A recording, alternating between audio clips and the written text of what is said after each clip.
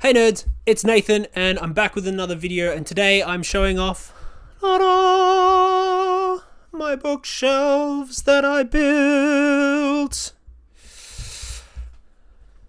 This was quite the process. I did try to record me building it, putting it together, painting it, anchoring it to the wall, but for some reason the videos on my phone kept playing up, kept cutting out at weird intervals.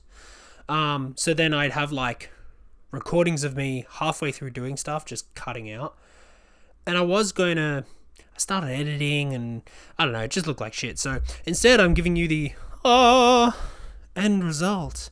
Oh, look at this fancy trim. Oh, look at this beautiful dark academia blue paint, which was an absolute cunt to get to stick to the laminate no matter how many times I prepped it. Fair warning, if you're going to do your own, you have to get specialized paint. It doesn't matter how much you prep it. This took 5 times longer because I have to keep repainting it. Anyway, let's do a book tour. First, we're going to start with the most obvious part of my shelf, which is the whole top 3, which is my Skullduggery Pleasant series. I'm going to try and walk along and do this, and hopefully it's not garbage. As you can see, the first 5 are white and slightly smaller and then we move on to the next 5, and then the last set. Hello. The reason they're all got different arts, different colors, slightly different sizing is because I've been reading and collecting these so long that they've changed several times, but it's still one of my favorites. It's my childhood series. You'll probably hear me say that all the time when I review the books. This one right here. This is one of my absolute favorites, Deathbringer. As you can see, actually, it looks really nice with the different styles. I think just the eras of my childhood, where we go from her being a young teenager to Valkyrie being a mid to late teenager, to Valkyrie being a full-on adult and having things with her sister, and then Omen Darkly. It just looks, and then there's one at the back. That's the very end. So yeah, that's my Skullduggery Pleasant series. That's why it deserves a top shelf. It's the longest series I've ever read. Yeah. Next up is the second shelf down, and not only is it one criminally underrated series, not only is it 2 series that it just doesn't get enough love or talked about, but 3 series that I feel needs to see way more representation. Actually, Scott Lynch's Gentleman Bastard series, the Liza Locke-Lamore, Red Seas Under Red Skies, and then Republic of Thieves, have actually been getting a lot of love in the last couple of years, which I'm really happy to see, but super underrated. These have been out for a very long time, and you just gotta look at that artwork. Look at that. All 3 of them are spectacular. Una memento. Next up is the Scythe series. You would have just seen me do a video on Gleanings, actually, which is a prequel, and I have done a video on why I think Peter V. Brett's The Painted Man, or The Warded Man series, is criminally underrated. If you haven't, go check those out. Those are great videos. But Scythe this is high fantasy / this is the Italian Job meets high fantasy. This is sci-fi epic, and then this is another really massive high fantasy. So this is a very diverse shelf. I'm very much looking forward to reading The Desert Prince. This is the start of another series, which is the continuation of this one, the next generation on. Our second middle shelf, and by God, that's got some glare on it, doesn't it? That can't be helped, is the Warhammer shelf. You may have seen me do some of these, and you may have heard me say something along the lines of, these are the best quality books I've ever held. I mean, physically, quality wise. And I'll probably say that to the day I die. I'm currently reading Fulgrim This is the Primarch of the 3rd Legion. Look at that. If I can hold shit straight. How beautiful. Seriously, I can never get over how well these are made. Just the quality, and I love the fact that they're printed on hardcover. Like everybody else who puts shit in fucking stupid dust sleeves. How hard is it? I'm currently reading this as part of Project Absolute Zero, along with Asleep in a Sea of Stars. I have read Portorabo, and I've read Varys Manus. I don't know if you can see that all that well.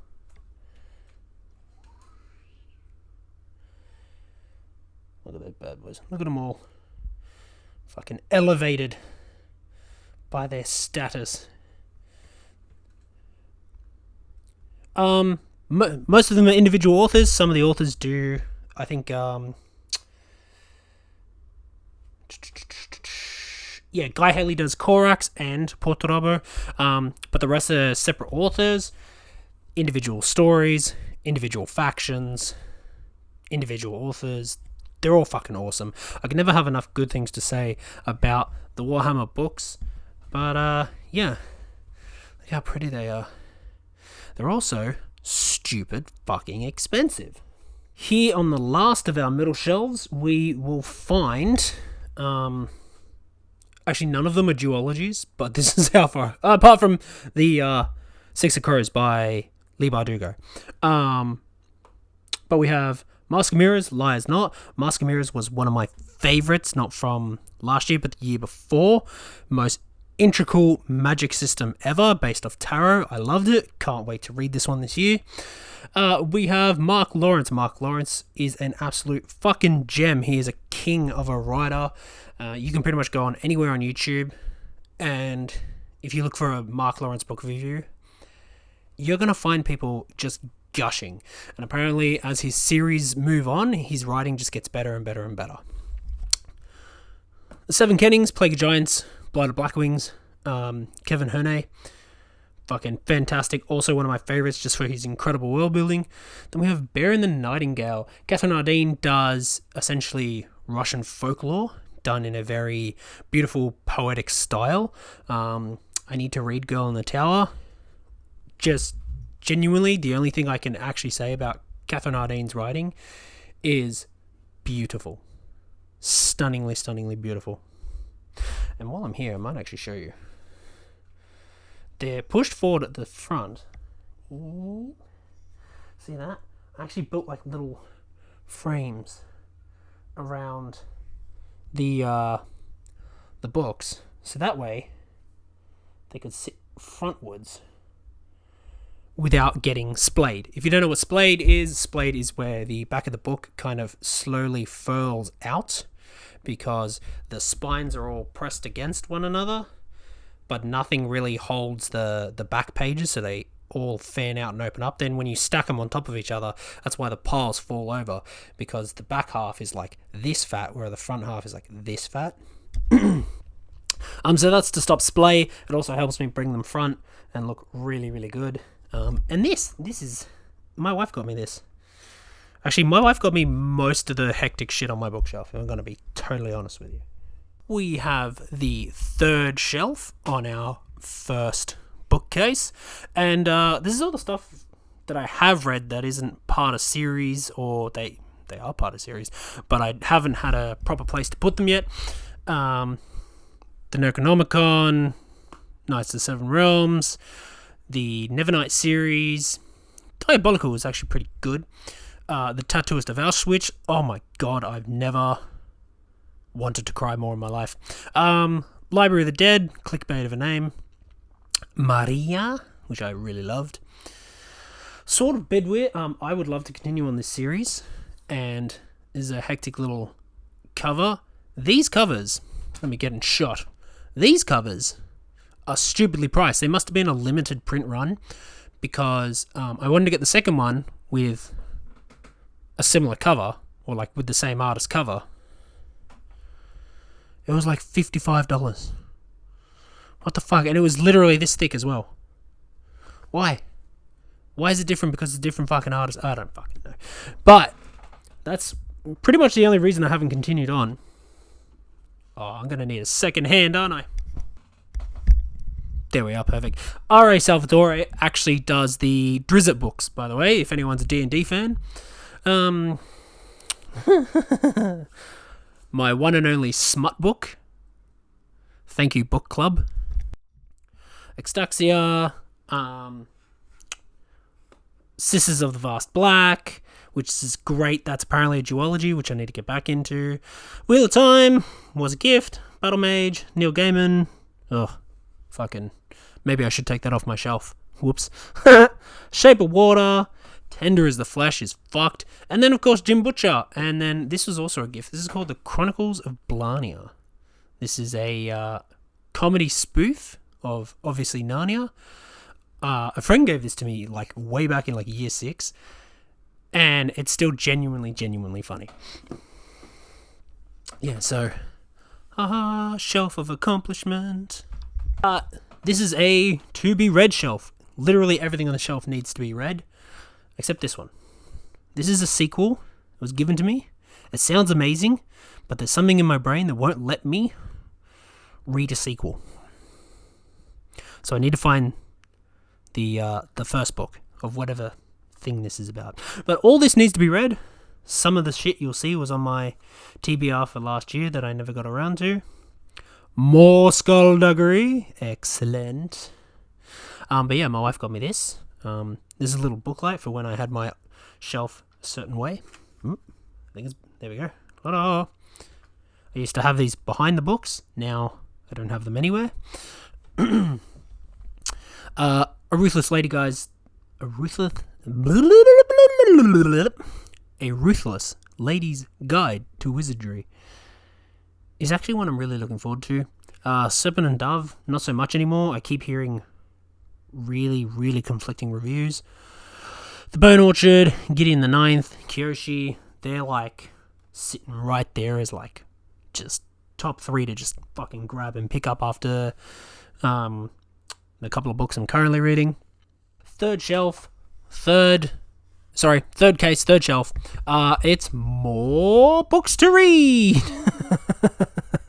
The pile is not even close to being even between read and unread.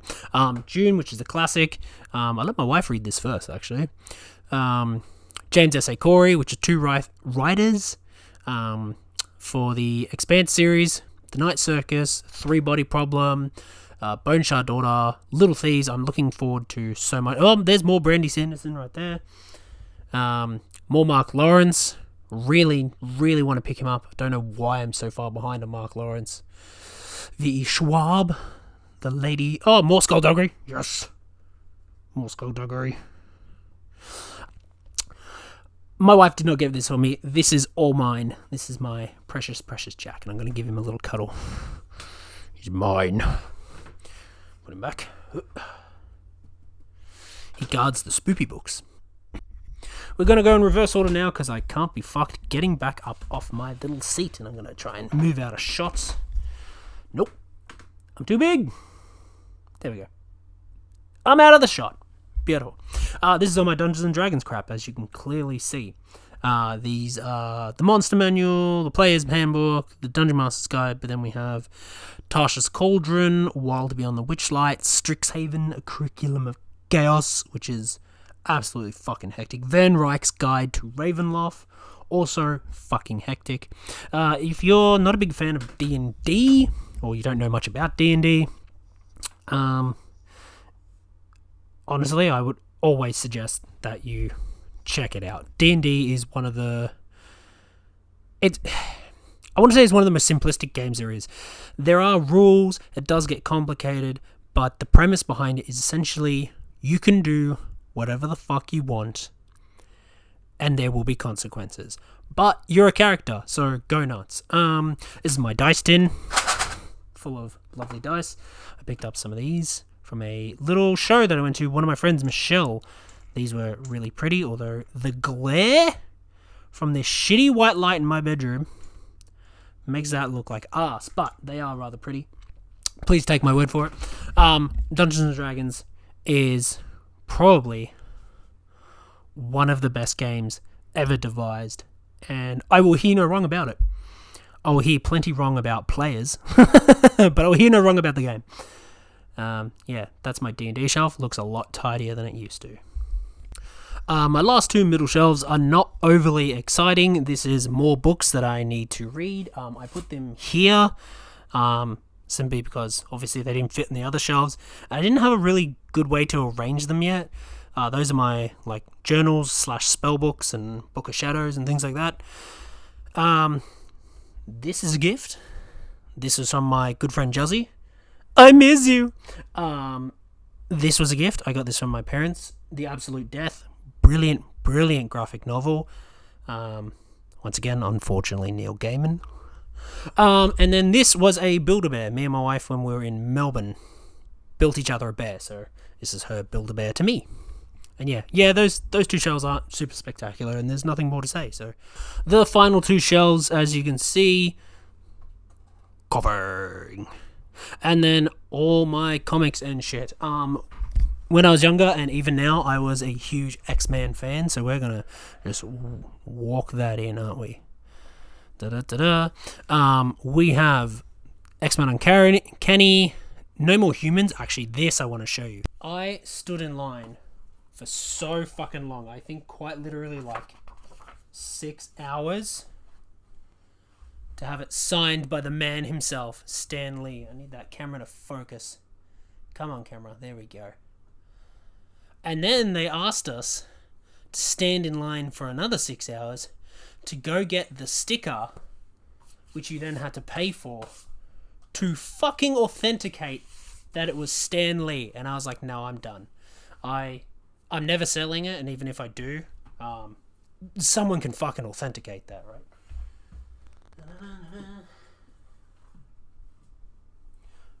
But by God, that was a fucking mission getting that signed, and God bless my wife for being so patient with me standing there for like 6 hours. We have more Uncanny X-Men, X-Men Gold, X-Force, Uncanny X-Force, the Avengers Academy, Avengers Arena, the Spider-Verse, because, let's face it, if you're a Marvel nerd, who doesn't love Spider-Man? The Inhumans. I tried to get into the Inhumans. I like the premise of them, but fuck, they kind of suck. They really do. You can see my Batman and Joker fucking collection here. I don't think I bought a single one of these, actually. I think these are all gifts. So, thank you to my loved ones. We move down a little bit. This little foil collection here, this is my Poison Ivy collection. I am trying to get the variant art covers of all the Poison Ivies. Because you're wonderful, I think you deserve a chance to see my Poison Ivy collection. It's not much at the moment, but that's the first one. This one's a special one. It's a first issue, but it's also a Pride issue. It's one of the first issue Pride issues that ever came out. Look at that. That's sensational. You're going to hear me say that a lot with these artworks. That one's just absolutely creepy and gorgeous. She is super cute, but super wrong. This is nice and bright and bubbly.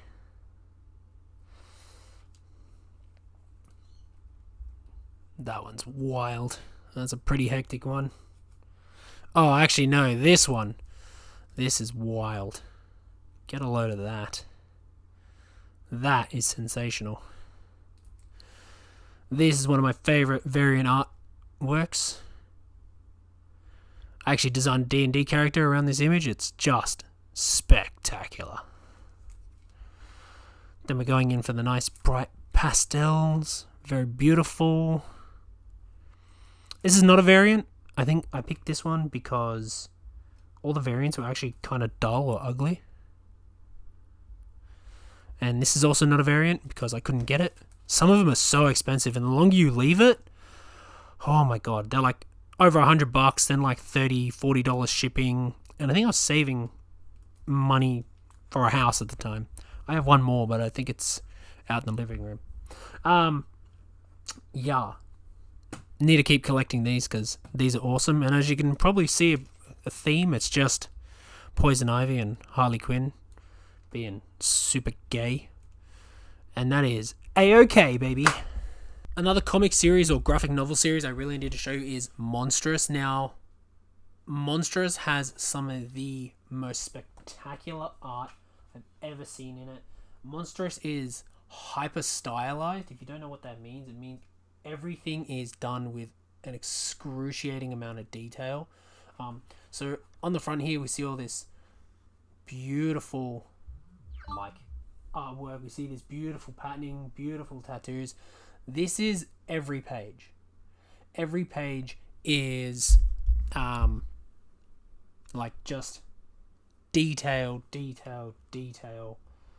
The only issue I would have with Monstrous, I should say, is the fact that the story makes absolutely no fucking sense.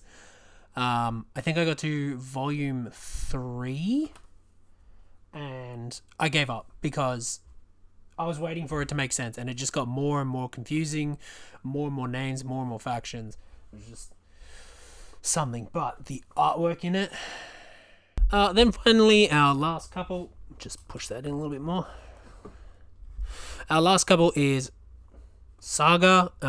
Saga's really, really funny. It is meant to be like a sci-fi fantasy, like thrill ride. I have no idea how to describe this, but just so many one-liners, so many sexual innuendos. It is genuinely one of the funniest and best comics I've ever read. Infernal Tides, that was pretty good. Vox Machina and Critical Role.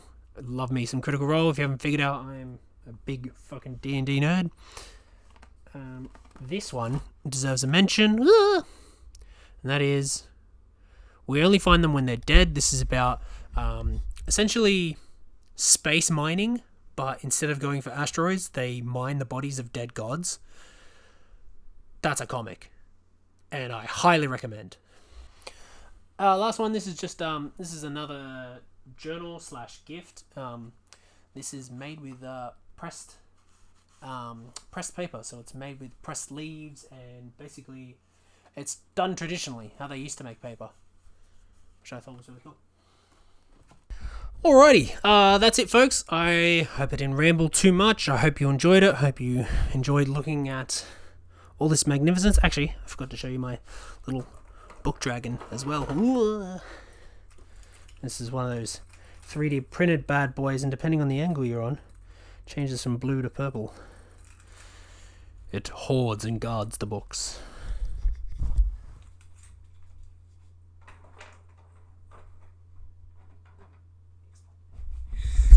Anyway, thank you very much for watching. Yeah, I hope you liked it. I hope I didn't ramble too much, and I'll see you next time.